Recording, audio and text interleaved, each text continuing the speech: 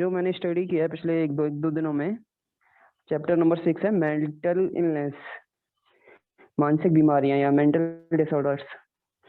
जिसमें हमने थोड़ा समझा कि मेंटल डिसऑर्डर्स और नॉर्मल लोगों में क्या अंतर होता है। कई बार कुछ लोगों को टेम्परेरी कुछ फीलिंग्स होती हैं, टेम्परेरी बिहेव करते हैं वो, लाइक थोड़ा हाइपर हो जाना, थोड़ा ऊंचा बोल देना, लेकिन फिर वो जनरली नॉर्मल हो जाते हैं। बट ये जब फीलिंग्स, ये उनका थिंकिंग और बिहेवियर उनका लगातार एक लंबे समय तक बना रहता है, तो ये मेंटल इलनेस की कैटेगरी में आ जाता है। तो देखा गया है अपने इंडिया में बहुत कम लोग अवेयर होते हैं इन चीज़ों के रिगार्डिंग, कि मेंटली लोग प्रॉब्लम में आ गए हैं। उनको कई बार तो लगता है कि भाई ऐसे ही ऊपर नीचे कर रहा है, उसको डांट फटकार करके चुप करा देते हैं। और दूसरा, कई बार ऐसा भी हो जाता है कि बहुत पुराना लोग रहा है, तंत्र मंत्र की विद्याएं बहुत ज्यादा चली अपने देश में, तो झाड़ फूंक भूत वगैरह उतरवाना ये बहुत ज्यादा रहा, लोगों के साथ बहुत ज्यादा रहता है इंडिया में। और इंडिया में बहुत कम ऐसे साइकोलॉजिस्ट हैं। पीछे एक मैंने स्टडी में पढ़ा था कि साइकेट्रिस्ट 5000 के आसपास हैं ऑल ओवर इंडिया। ऐसी कुछ आई थी कि 1 लाख के ऊपर एक ही बंदा बैठता है, या कुछ 10,000 के ऊपर एक बैठता है। तो बहुत ज़्यादा नीड है लोगों को अवेयरनेस की, कि कैसे हम मेंटल हेल्थ को भी समझें। और ज़्यादातर लोगों को ये होता है कि मेंटल हेल्थ के रिगार्डिंग की पागलपन समझने लग जाते हैं, कि कोई कहता है कि हल्का फुल्का भी डिप्रेशन है, स्ट्रेस है, तो उसको पागलपन की कैटेगरी में समझने लग जाते हैं सब लोग। तो इसलिए लोग वक्त छुपाते हैं कि भाई हमारे बेटे को ऐसे वैसे। तो लेकिन इसके लिए ओपनली लोगों को सामने आना जरूरी है। तो मेंटल डिसऑर्डर्स के बारे में बात करें तो मेंटल डिसऑर्डर्स कई ही तरह के होते हैं। Mood disorders, anxiety disorders, eating disorders, psychotic disorders, personality disorders, और फिजिकल डिसऑर्डर्स भी होते हैं, और कई बार कॉग्निटिव बिहेवियरल भी होते हैं।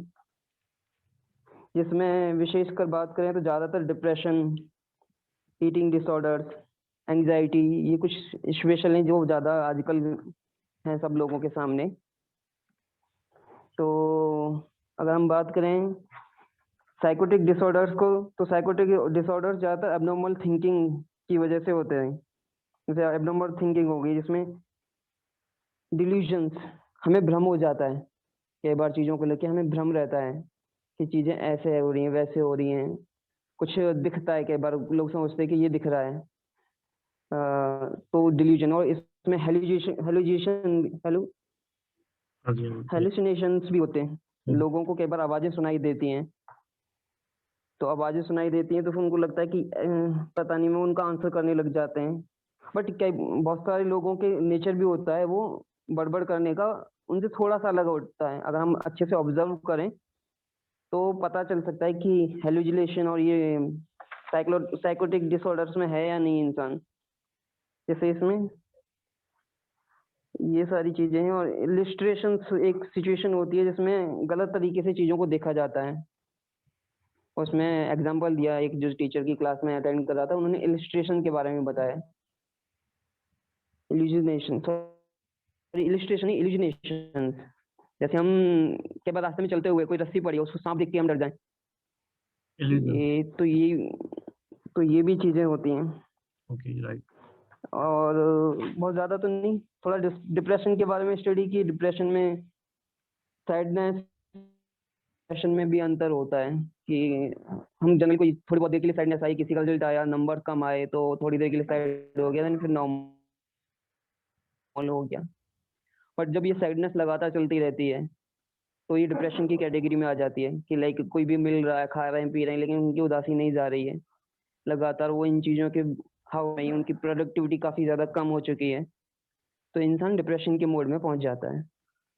तो इनके लिए हमें नियर टू नियर जो भी हमारे पास कंसल्टेंट हैं, डॉक्टर्स हैं, इनसे के रिगार्डिंग उनसे हमें अवश्य सजेशन लेना चाहिए कि बीमारी ज़्यादा बड़ी ना बने और बहुत बड़ी बड़ी थेरेपीज की जरूरत ना पड़े। उससे पहले ही हम खुद को क्योर कर सकें, अपनी जानने वालों को क्योर कर सकें। तो अवेयरनेस बहुत ज़्यादा जरूरी है सोसाइटी के लिए।